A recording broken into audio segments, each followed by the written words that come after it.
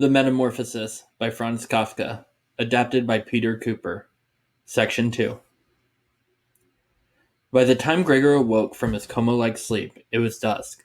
Though he could see through a crack in the door that their pleasant apartment was not empty, all was silent. What a quiet life the family has been leading. As he lay there, Gregor thought about how proud he felt to have provided this comfortable home for his sister and parents. But what if all this contentment were to come to a tragic end? Ouch! No, I mustn't think such thoughts. What's this? Milk and bread? Greta must have left it. My favorite. Ugh! Gregor was dismayed to find that not only was this food he normally loved repulsive to him, but his room with its high ceilings now made him quite nervous. Though feeling slightly ashamed, Gregor scurried under his sofa, despite the fact that his back was a little crushed and he was unable to raise his head. He felt immediately comforted, and there he spent the whole night. Ah! Slam. Slam. Click. Crinkle. Flop. Slam. Click. Water, old nuts and raisins, decaying chicken bones, moldy cheese, rotten vegetables, stale buttered bread with salt, without salt. Brr. And says Greta would feed Gregor twice a day.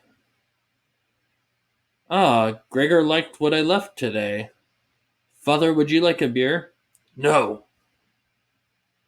Since he could not be understood, it never occurred to the family that Gregor would understand them if spoken to directly, so he had to be satisfied with getting what news he could by overhearing their conversations. Though Gregor had assumed his father had been left penniless after the collapse of his business 5 years earlier, he was pleased to hear otherwise.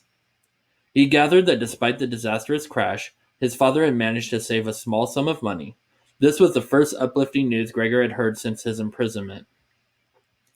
Back when his father's business catastrophe had left the family in despair, Gregor had set to work with great earnestness and rose almost overnight from stock clerk to traveling salesman, and in no time was able to surprise and delight the family with his financial successes.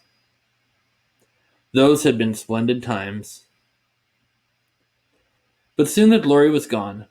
Though the money was given with pleasure and received with gratitude, no special feeling of warmth accompanied it anymore. Only Gregor and Greta had remained close.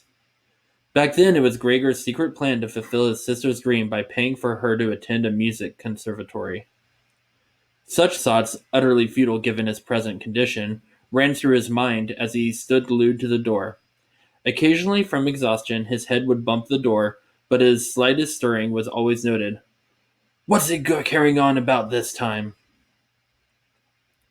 Gregor passed many sleepless nights, hot with shame and grief whenever he overheard discussions of the family finances. How will they afford all the expenses? Father is getting old and hasn't worked for years.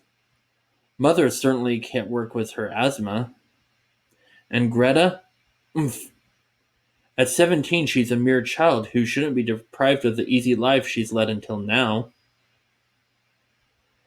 Perhaps in some remembrance of a sense of freedom he once felt, Gregor would gaze out the window at his quiet city street. But day by day, his vision grew dimmer, and gray sky and gray earth blurred indistinguishably together. Click!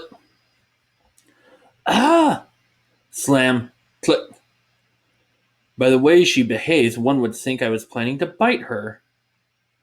What has it been? A month? Oof. Yet still each time she enters a room, she's repulsed. Well, perhaps I can spare her the sight of me. If only Gregor could have spoken to Greta and thanked her, he would have found it easier to accept all her help. As it was, when she raced around tidying up, it oppressed him. It's as though she were suffocating. Since Greta had only a small floor space to move about, eating no longer gave him the slightest pleasure for recreation. He had taken up the habit of crawling crisscross over the walls and ceiling. He especially enjoyed hanging suspended from the ceiling. It was much nicer than lying on the floor. One could breathe more freely.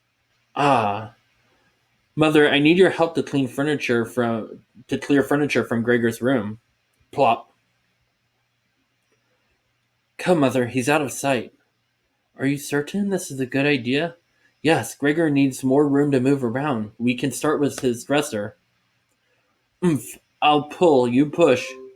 Careful, don't strain yourself, dear. Oof, it's too heavy for us. And doesn't this look... Won't it look like we're showing Gregor?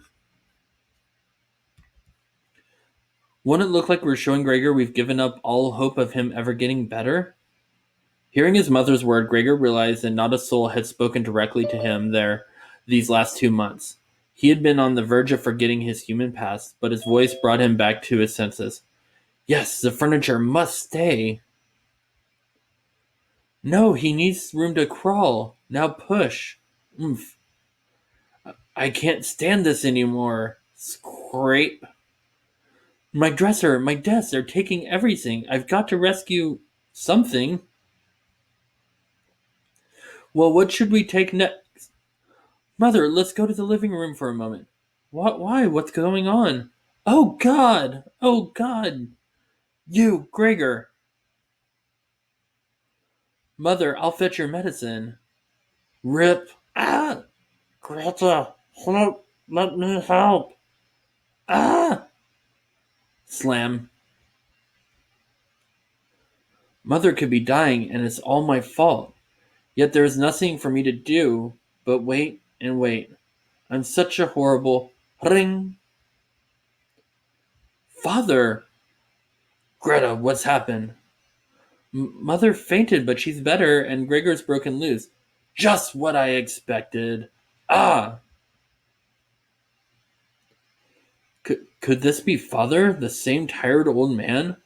But Gregor did not dwell on this reflection, for he had known from the very first day of his new life that his father considered only the harshest measure suitable for dealing with him.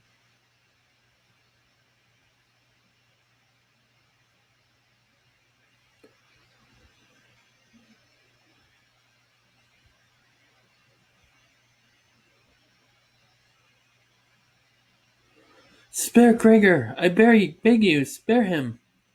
Mother! End of section 2.